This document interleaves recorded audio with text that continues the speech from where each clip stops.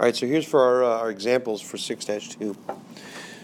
Using substitution. Now this one looks familiar because I actually worked it in your vocab. And again, if you didn't watch the vocab yet, do that first.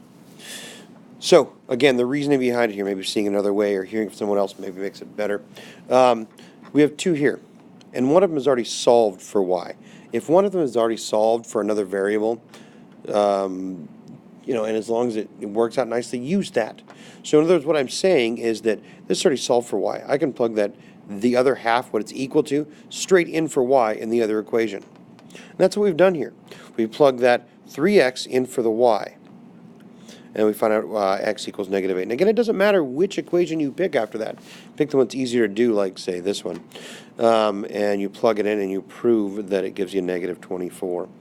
And the check on that is to plug both points into both equations. So here we plug the -8 in for x, -24 in for y, and prove that it works. Here, same thing. Plug the -8 in for x, -24 for y, and prove that it works. That's how we know we have the correct solution. This only works as long as they are not, the exact same line, right? In which we can see that these two aren't, because this one would be y equals -1x minus 32. Clearly not the same line. Now here, they're both solved for y. So we're just going to substitute our one in for the other. Now this one works out a little bit nicer. Technically the y is the y. So if I take the first equation and I write y equals 2x plus 1, and I take this one, so this y is the same y, so I take this x equals 1 and plug it in over here for that. So I get x minus 1 equals 2x plus 1. Now I just have to solve it. And so we're going to go ahead and we're going to move the x's to the right side, right, numbers to the other side. So subtract your x, -1 equals x plus 1, right? And subtract our 1,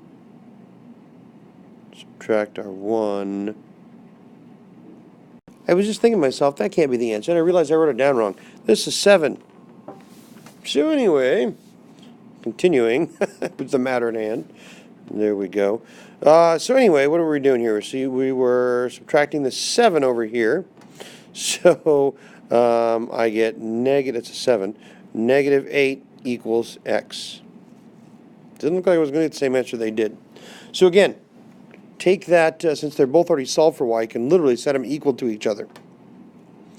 And solve, we find x is -8. So what that means, I need to pick one of those two and go back and plug that -8 in. I'm going to pick the bottom one.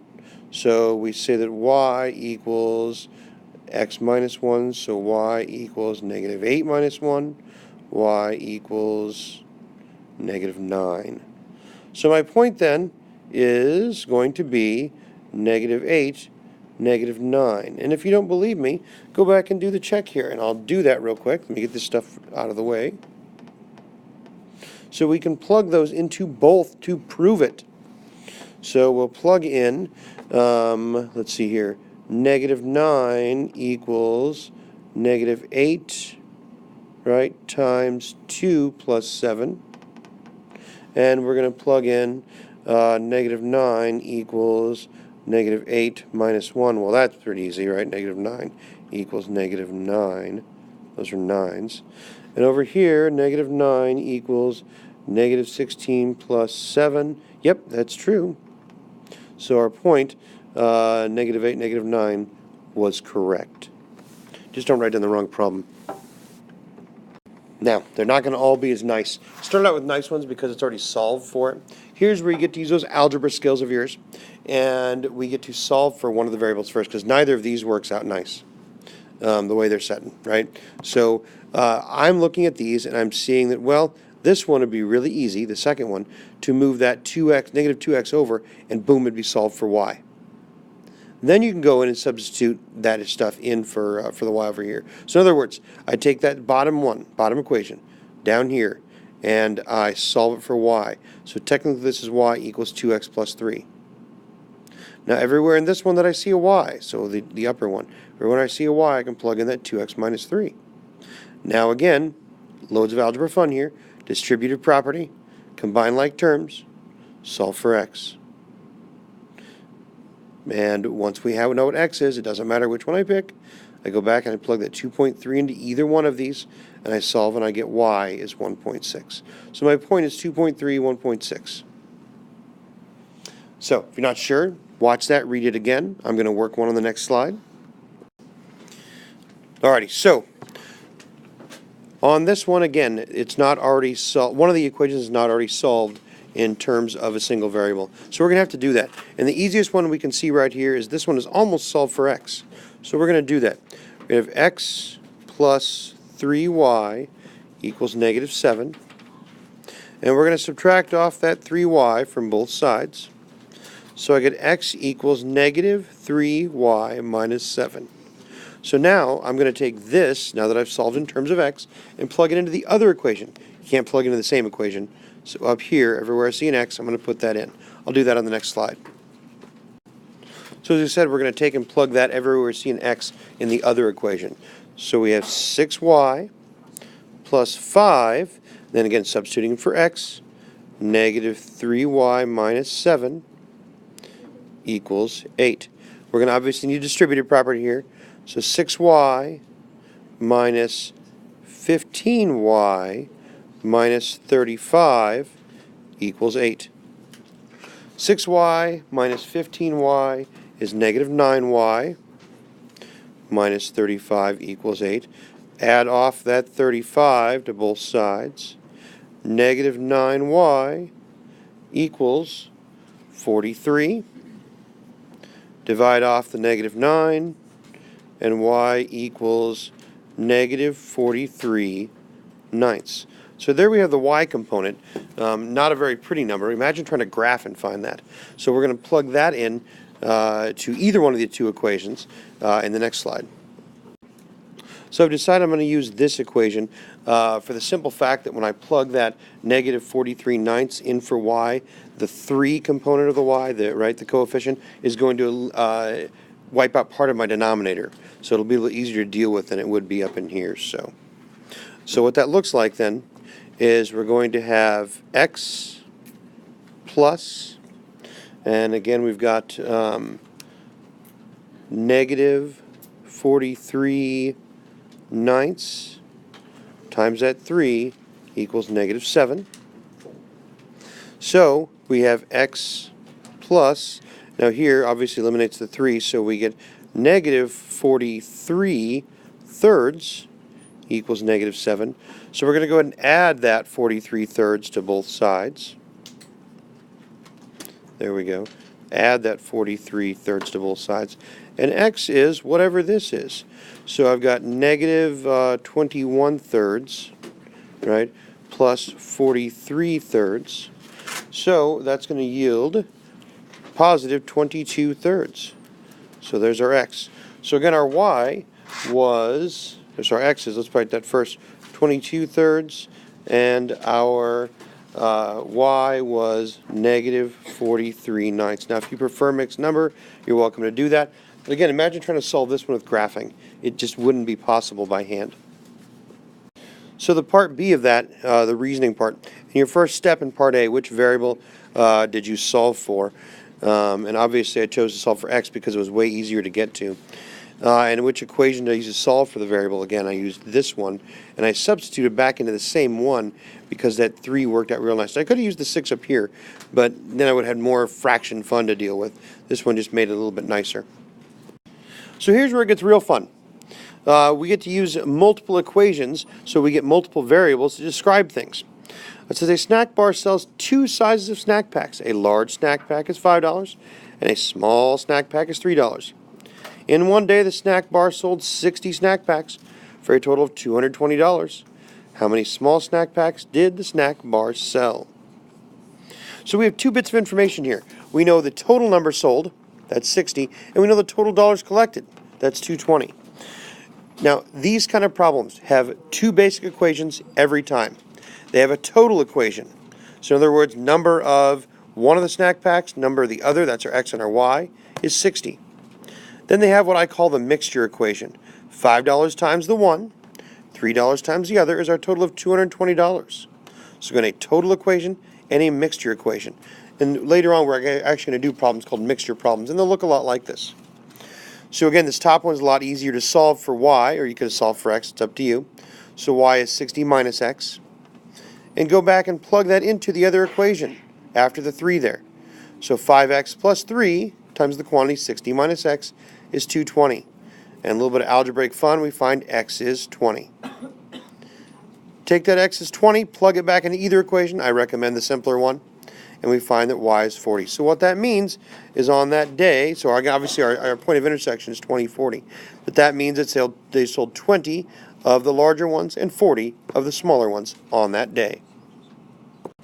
Alrighty, so in this one, it's going to look a whole lot like the last problem. It says you pay $22 to rent 6 video games. The store charges $5 for new games and $2 for older games. How many new games did you rent? I'm going to start off with a let statement so you remember what our variables mean. I'm going to say let n equal new games and L equal old. I'm not going to use O for old because that would look like a 0 and it might be confusing, so don't do that. Our first one, we know that together we rented 6 video games. It says it right there. So new plus old equals 6. I also know that it's $4 for every new game plus $2 for every old game, and I spent $22. So again, that's where I get my 2 equations from. We have the total equation and the mixture equation. So something you need to get that into your head, what that looks like. So I'm going to solve one in terms of the other. So we know that, obviously this one's going to be easier to solve. We know that n equals 6 minus L. So now that I have that, I can plug that 6 minus L in for n up here. So we get 4 times 6 minus L plus 2L equals 22. The distributive property here, 24 minus 4L plus 2L equals 22. So we have 24 minus 2L equals 22. Subtract the 24. Subtract the 24, and we find that negative 2L, don't lose that negative, equals negative 2. Divide off the negative 2 and L equals 1. So old games, I rented 1. So I'm going to go back up here to the easier one. You could do it in either one, doesn't matter, but pick the easier one. So we know that n plus 1 equals 6. So that means n is 5. And again, that means 5 new games. So my point of intersection, if we were to graph these, would be 5, 1. But again, we're only interested in 5 new games. And don't forget to label that as games. Alrighty, so this problem 4, this is actually what you're going to spend your second day of this topic on. So if you want to watch it now, great. If you want to watch it tomorrow, that's also fine. Systems with infinitely many solutions, so that's the ones that are the same line, right? Or systems with no solutions, and that's those parallel line ideas. But we're going to do it without graphing. So if we take a look at this one here, on the left side, obviously this one comes out real nice. It's already solved in terms of x on the left side. So I can substitute that x in on the second one. So negative 2y plus 4 gets substituted in for x. And what happens here is that the variables are completely eliminated. Once you distribute, you get negative 7y plus 14 plus 7y equals 14. And the variables eliminate themselves. So we get 14 equals 14. When you get an answer that is always true, like 20 equals 20, negative 10 equals negative 10, that means we have infinitely many solutions. Now on the other hand, over here, this one's already solved for y, so I can substitute now 3x minus 11 in for my y down here. And we find that through algebraic fun here, negative 3x minus 11 minus 3x, the variables are eliminated again, but this time I get an answer that makes no sense. I get negative 11 equals negative 13. Now double check your math to make sure it's not wrong. We'll double check your algebra too. But when you get a solution like that, there is no solution at all, because negative 11 can never equal negative 13. It doesn't happen in this world. So again, two types here. When you get an answer that's always true, infinitely many solutions, you could check that by graphing if you want to. Get an answer that's never ever able to be true, that means there's no solution. That means those lines indeed were parallel. And you could prove that. You could translate these both into slope-intercept and prove that they are indeed parallel. Okay, so for our last example, how many solutions does this system have? Now, you might notice right off the bat that if you were to change one of these just a little bit, the second one for instance, 2.5x plus 3y equals 4. Let's say you multiply both sides by 2. So you get 5x plus 6y equals 8. Moved it around a little bit. We get 6y plus 5x equals 8. Now it looks just like this one. So technically we know they're the same line. But if you didn't happen to notice that, on the next slide I'm going to go through how we would prove that by finding a solution that always works. Because obviously if they're the same line, it's going to be infinitely many solutions.